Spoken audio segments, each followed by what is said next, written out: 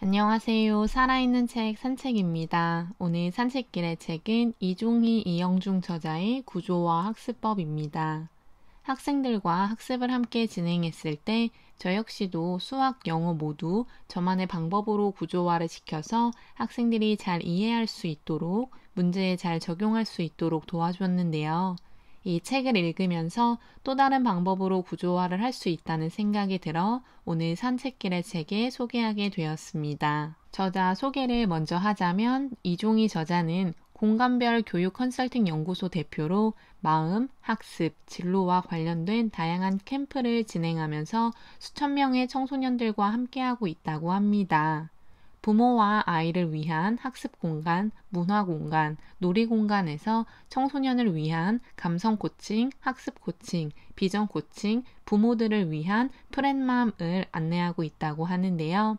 사교육비를 혁신적으로 줄이면서 부모와 아이가 장기적으로 높은 질의 교육 서비스를 제공받을 수 있는 교육 모델을 만드는 것이 새로운 교육 문화를 만들어가는 것, 그의 큰 그림이라고 이야기합니다.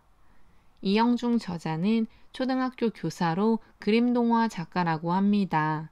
학생 시절 오직 공교육만으로 공부를 하면서 스스로 공부한 내용을 소화해내고 이해하고 정리한 내용을 노트로 남겼다고 하는데요. 그 노트 정리의 핵심은 결국 구조화에 있었음을 발견하고 자기주도 학습인 구조화 학습을 어떻게 하면 많은 학생들이 쉽게 익히고 활용할 수 있을지를 함께 연구해 왔다고 합니다. 책은 크게 세 파트로 나누어 구조화 학습법과 학습 방법에 대해서 먼저 이야기하고 구조화 학습법을 직접 할 수 있도록 실습하는 부분과 구조화 학습법의 예시를 들어주고 있습니다. 마지막 파트에서는 구조화 학습이 확장되어 삶에서도 도움이 된다고 저자들이 이야기합니다.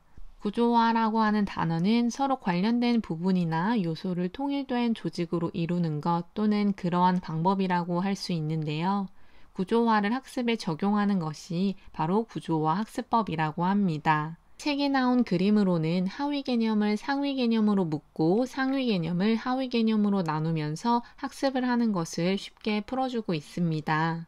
EBS 다큐프라임 공부의 왕도 1부에서 나왔던 실험은 구조화가 학생들의 기억력의 핵심을 보여주는 실험인데요. 100개의 카드를 주면서 분류 기준을 알려주지 않았을 때에는 평균적으로 26개에서 27개의 카드를 기억했고 분류 기준을 알려주었을 때에는 45개에서 46개 정도를 기억했습니다. 특히 최상위권 학생들은 분류 기준을 알려주지 않았음에도 불구하고 자기만의 분류 기준을 통해서 암기함으로써 평균 개수 이상의 단어를 기억했다고 합니다. 여기서 저자가 말하고 있는 것은 탁월한 학생들은 분류 기준을 세우는 자신만의 방법이 남다르다는 것을 이야기하고 있습니다. 다른 학습법과 마찬가지로 구조화 학습법 역시 꾸준한 노력이 필요하다고 합니다.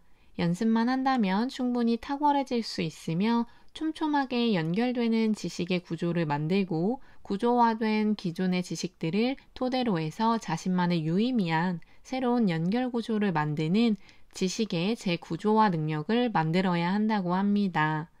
마지막으로 구조화 및 재구조화한 지식과 정보를 잘 활용하려는 능력을 계속 훈련해야 한다고 하는데요. 이 능력들을 만들고 훈련하기 위해서 결국 스스로 생각하는 힘이 필요하다고 하며 자신이 배운 지식을 정리정돈하는 것 역시 혼자서 계속 연습을 해야 한다고 합니다.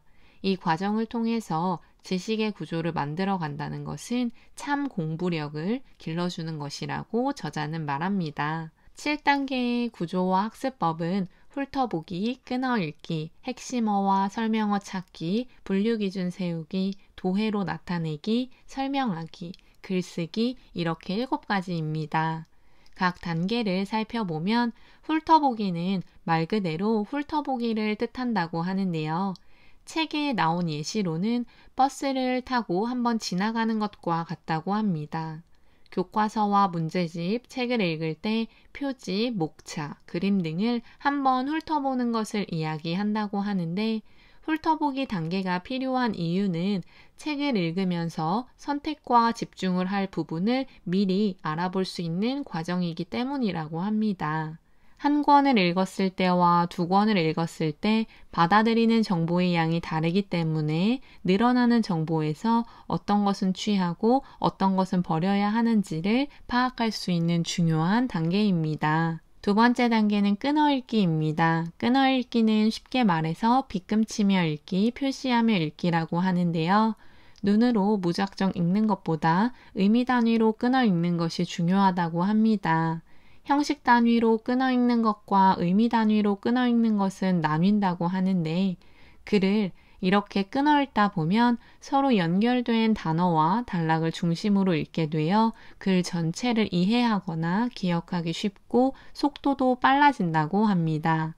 또한 끊어 읽고 난 다음이 끝이 아니라 청킹이라고 하는 묶어 읽기를 통해서 전체 글의 내용을 정확하게 판단하는 것을 우리는 할 수 있다고 합니다. 세 번째 단계에서는 핵심어와 설명어 찾기입니다. 이 단계에서는 토니 부잔의 마인드맵북에 나오는 글에서 연결한 연상결합법을 이야기하고 있는데요.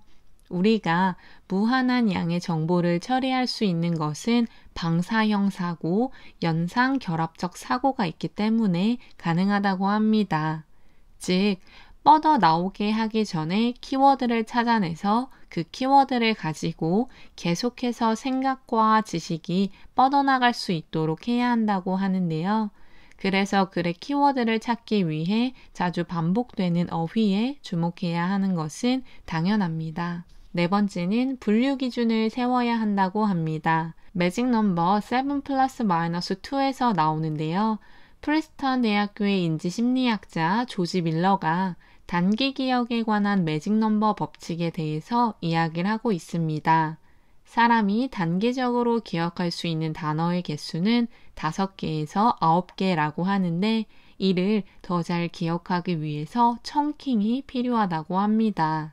앞 단계들을 연관시켜 생각하게 된다면 전체 글을 보았을 때 의미 끊어읽기를 진행하고 핵심어와 설명어를 기준으로 분류 기준을 파악해 정보를 분류하고 범주화하는 것을 말한다고 생각하면 이해가 쉬울 것 같습니다. 다섯째는 도해로 나타내기입니다. 도해 사고력이란 지식과 정보를 효과적으로 기억하고 이해하고 전달하기 위해 이미지와 표 등 시각적인 언어를 나타내는 능력을 말한다고 하는데요.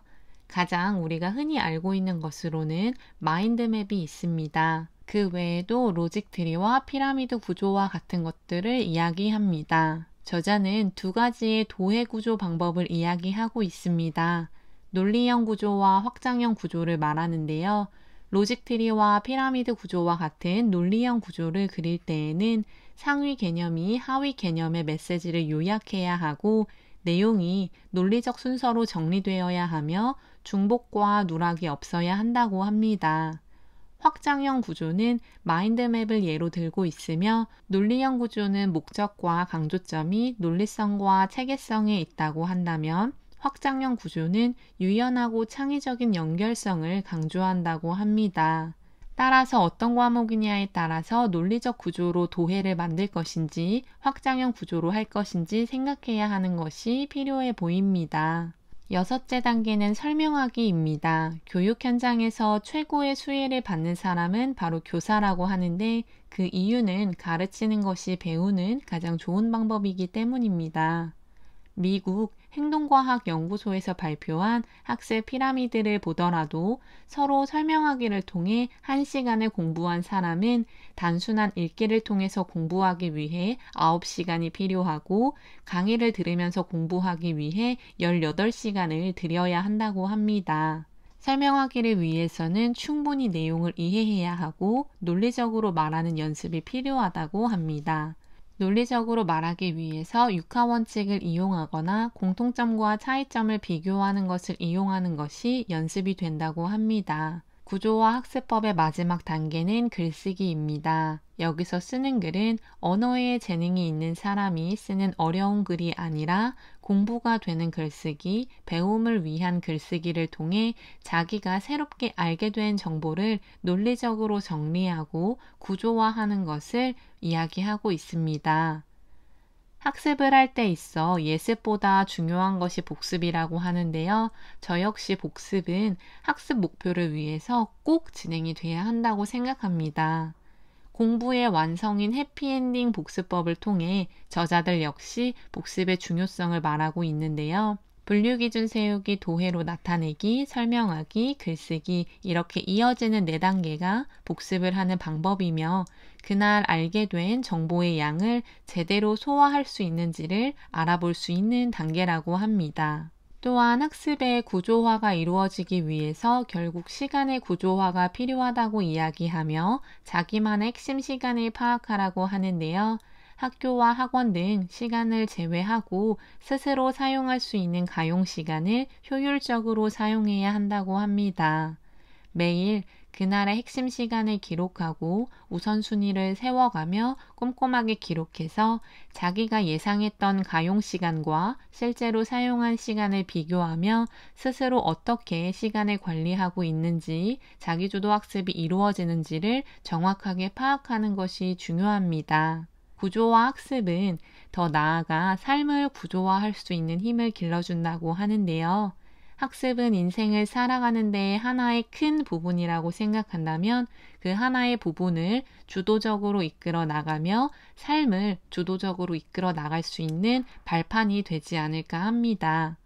학습의 양이 항상 벅차고 많기 때문에 우리 학생들은 더욱 분류하고 묶어내고 자기만의 기억 방법을 찾아서 효과적이고 효율적으로 학습을 할 수 있도록 해야 하는 것이 꼭 필요하다는 생각입니다. 오늘의 산책길의 책은 이종희, 이영중 저자의 구조화 학습법이었습니다. 감사합니다.